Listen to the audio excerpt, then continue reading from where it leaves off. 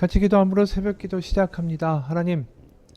하나님을 더 알아가고 하나님을 아는 지식이 충만하여져서 우리 삶 가운데 하나님으로 말미암아 기뻐하고 하나님으로 말미암아 감격하고 하나님으로 말미암아 오늘 부딪히는 문제들과 시련을 이겨나갈 수 있도록 하나님 알게 하시고 깨닫게 하시고 하나님의 임재 가운데 거하는 이 시간이 되게 도와주옵소서. 예수님 이름 받들어 기도합니다. 아멘.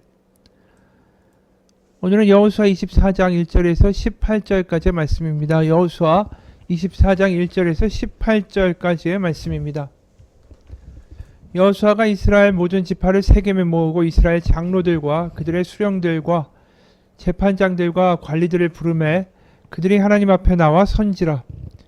여호수아가 모든 백성에 이르되 이스라엘 하나님 여호와께서 이같이 말씀하시기를 옛적에 너희의 조상들 곧 아브라함의 아버지 나홀의 아버지 데라가 강 저쪽에 거주하며 다른 신들을 섬겼으나 내가 너희의 조상 아브라함을 강 저쪽에서 이끌어내어 가나안 온 땅에 두루 행하게 하고 그의 씨를 번성하게 하려고 그에게 이삭을 주었으며 이삭에게는 야곱과 에서를 주었고 에서에게는 세일산을 소유로 주었으나 야곱과 그의 자손들은 애굽으로 내려갔으므로 내가 모세와 아론을 보내었고 또 애굽에 재앙을 내렸나니 곧 내가 그들 가운데 행한 것과 같고 그 후에 너희를 인도하여 내었노라.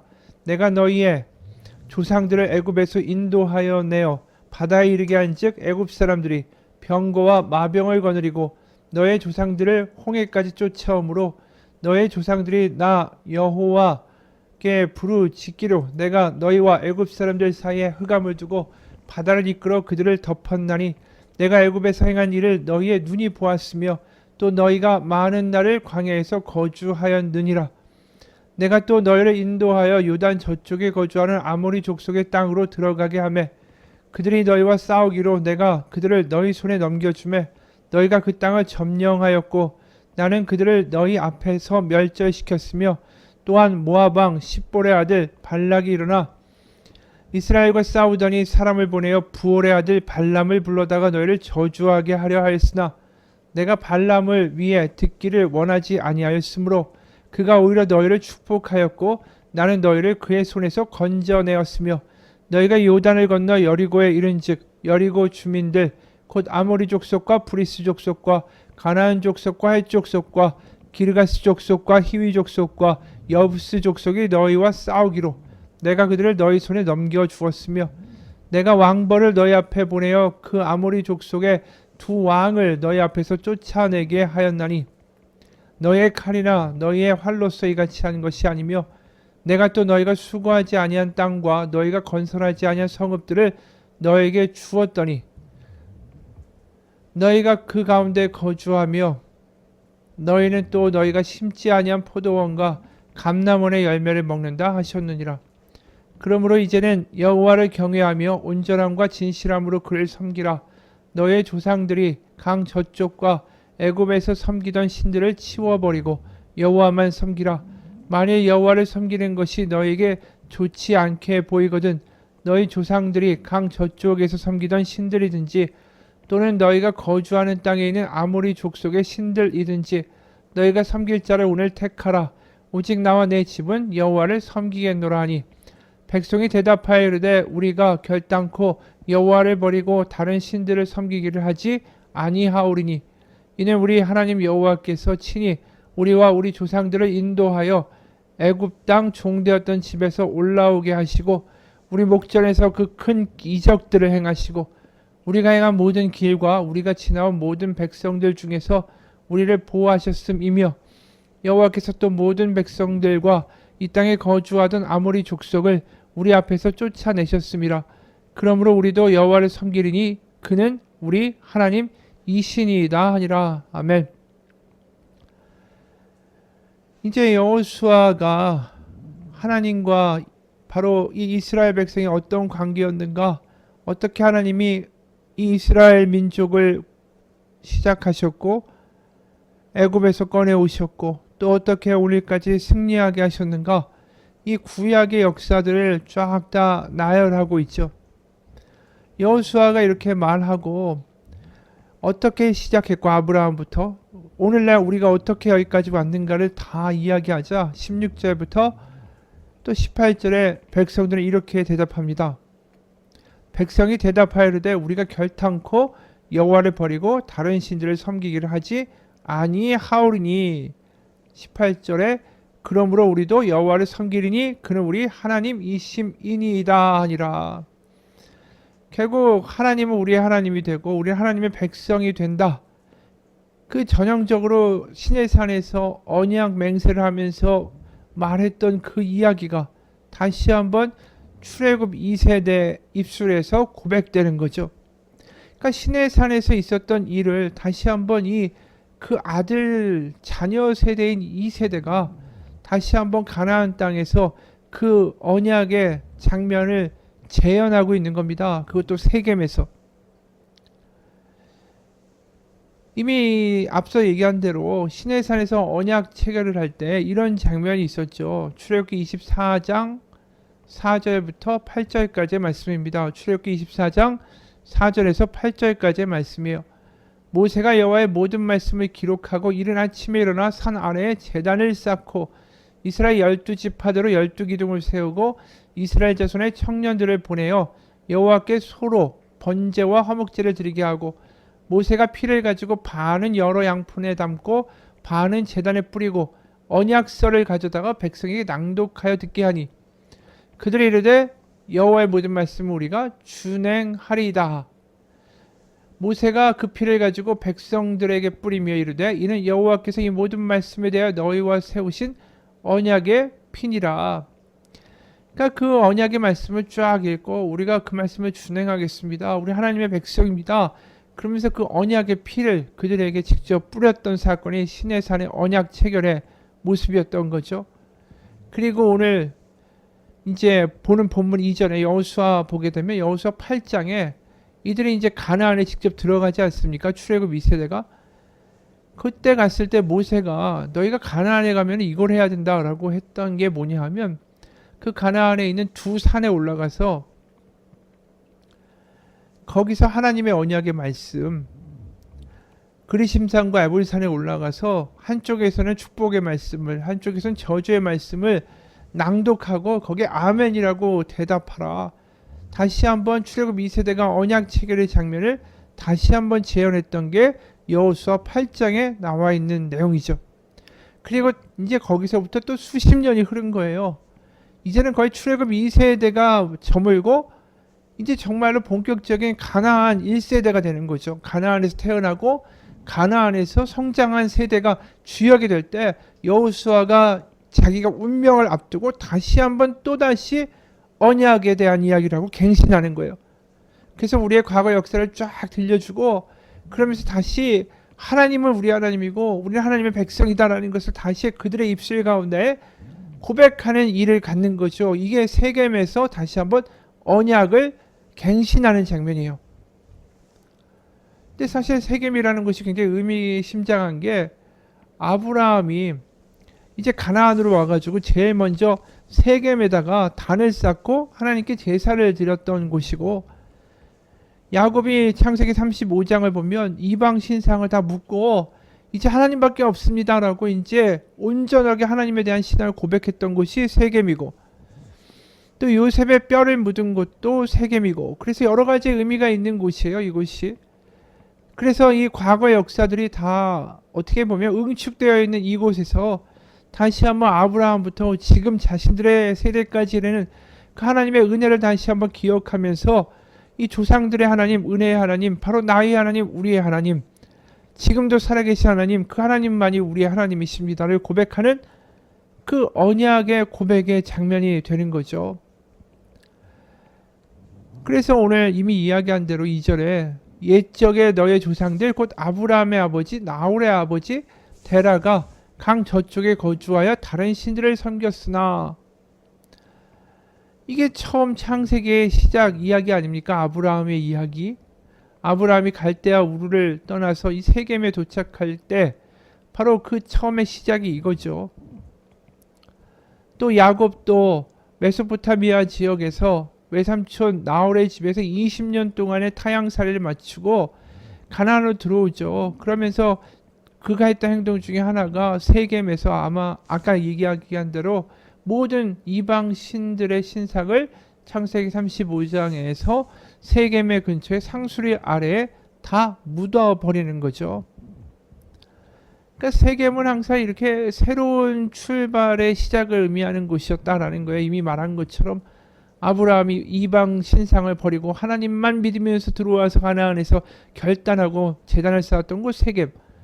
야곱이 이제 이방 신상을 다 갖다 버리고 이제 나 메소포타미아에서 외삼촌 집에 살았던 모든 신앙을 갖다 버리고 나 하나님만을 믿습니다라고 얘기했던 고백의 장소가 세겜이고, 그래서 이제 여호수아가 백성들에게 이 세겜에서 너희들도 하나님만을 선택하고 다른 것은 없다라고 고백하자. 14절에요. 그러므로 이제는 여호와를 경외하며 14절에 온전함과 진실함으로 그를 섬기라. 너의 조상들이 강 저쪽과 애굽에서 섬기던 신들을 치워버리고 여호와만 섬기라. 아브라함과 야곱처럼 말입니다. 그리고 내일 보겠지만 세겜 바로 그 성소 부근에다가 상수리 나무 아래다가 커다란 돌까지 세우죠. 언약의 돌을.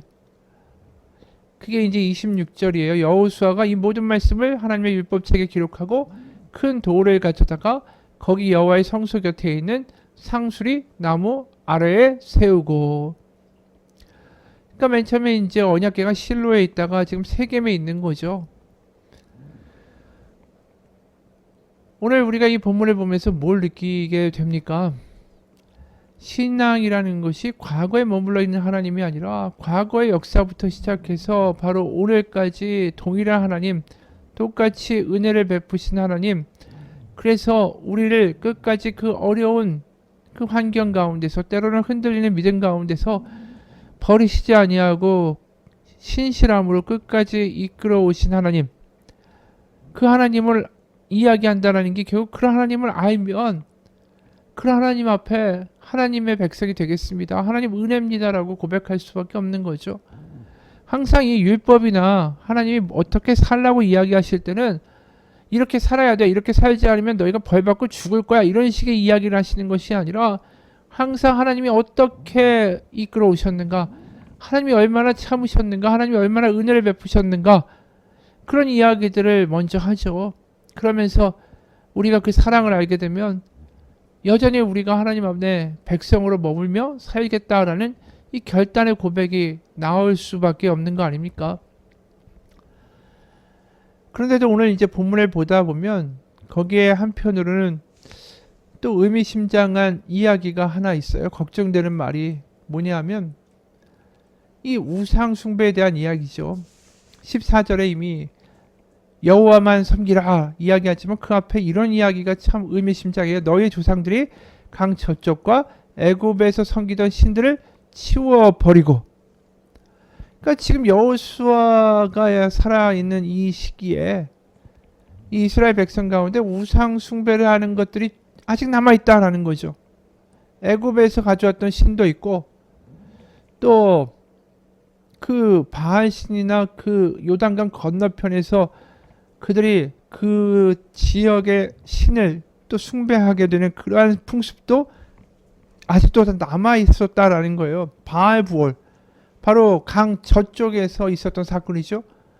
그리고 우리가 본 대로 요단 동편에 르우벤 갓 므낫세 반지파에게 갔을 때 그 비느하스가 부올의 이야기를 하면서 거기에 죄악으로부터 우리가 아직 깨끗하게 되지 못했다라는 말을 하지 않습니까?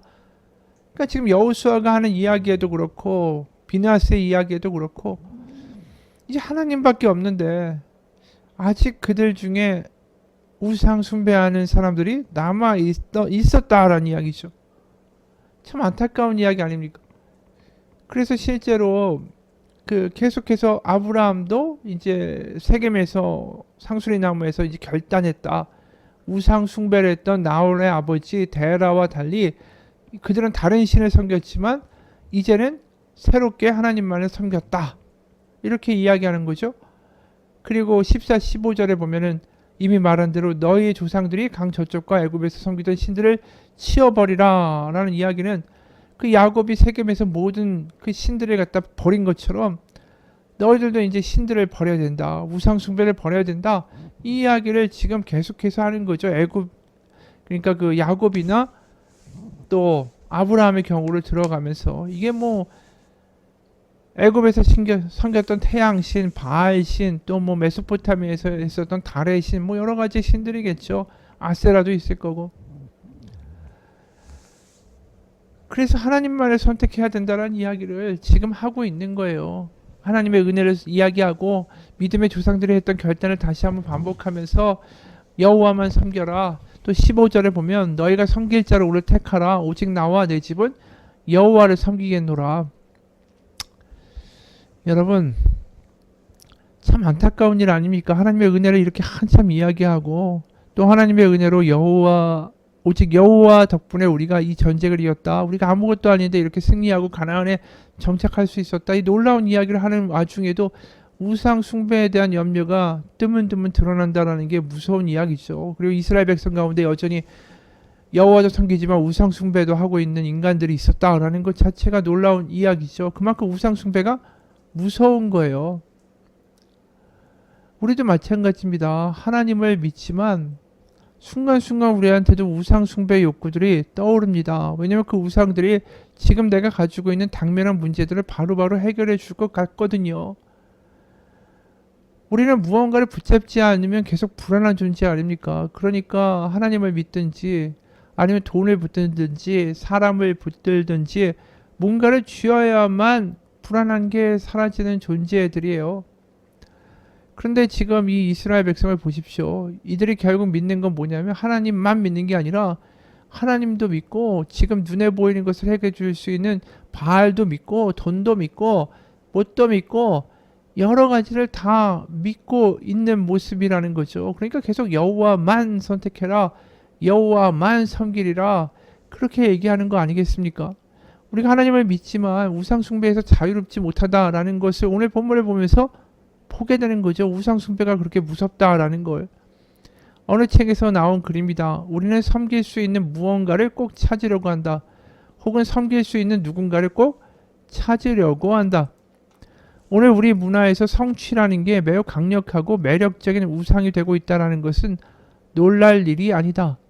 어린 시절에 경험한 보이스카우트나 걸스카우트를 생각해보자. 거기서 우리는 많은 긍정적인 가치들, 특히 성취의 가치를 배운다. 캠핑에 가서 특정 임무를 완수하면 화려한 색깔의 배지를 준다. 지도자가 그 배지를 당신의 제복에 달아줄 때 그 환상적인 기분을 생생하게 기억할 것이다. 지금도 이 사회는 많은 아이들에게 특히 성취 욕구가 강한 유형이나 과잉 성취자 유형의 아이들에게 그들이 성취하는 것에서 그들의 정체성과 가치를 발견하라고 가르친다. 그들은 장차 언젠가 성취할 수 있는 것에 자신의 인생의 소망과 목표를 두고 달려간다. 다양한 공로 배지가 부착된 조끼, 화려한 기장들이 덧대어진 재킷, 선반 위에 트로피, 훈장, 메달, 성적표, 수료증, 학위, 승진, 월급, 인상, 이 모든 것이 우리의 숭배의 대상, 곧 우상이 될 수 있다. 그것은 우리가 근면한 노력과 헌신으로 이룬 것들을 나타내기도 한다. 그래서 우상 아닌 것 같다. 하지만 우상은 특별한 게 아니다. 우리가 일일 점검표에 기록된 모든 항목을 완벽하게 수행하려고 하는 거, 부엌을 언제나 청결하게 유지하려고 하는 거, 앞마당의 잔디를 말끔히 손질하는 것까지 너무 쉽게 우리의 우상이 될 수 있다. 그런 일들을 하는 것 자체에는 잘못된 게 없다. 하지만 오히려 그런 일들이 하나님을 영화롭게 하는 예배 행위도 될 수 있다. 그러나 우리의 삶을 전적으로 그 무언가를 이루는 것으로 만들 때 우리 삶에 하나님을 위한 공간이 사라진다라는 것을 알게 된다. 참 이게 놀라운 이야기죠. 그냥 일상생활에서 뭔가를 완벽하게 해내려는 거, 우리의 가정에서 뭔가 부엌을 깨끗하게 하고 또 이 잔디도 깨끗하게 깎고 뭐 이렇게 하려는 거, 근면하고 굉장히 좋아 보일 수 있지만 그것 때문에 주변 사람들을 힘들게 하고 그것 때문에 하나님을 섬기거나 하나님을 생각하는 일 나중으로 제끼고 오직 거기에만 몰두하고 내가 해놓은 것을 흩뜨려 놓는 사람에 대해서 원망하게 되고 그렇게 되면 결국 그것 자체가 우상이 될 수 있다는 거예요. 그러니까 그 어떤 것도 하나님과 나의 관계를 흔들면 안 되고, 그 어떤 것도 내가 하나님을 사랑하기에 이웃을 사랑하는 그 하나님 사랑, 이웃 사랑을 하는 관계에 있어서 방해가 돼서는 안 된다라는 거죠.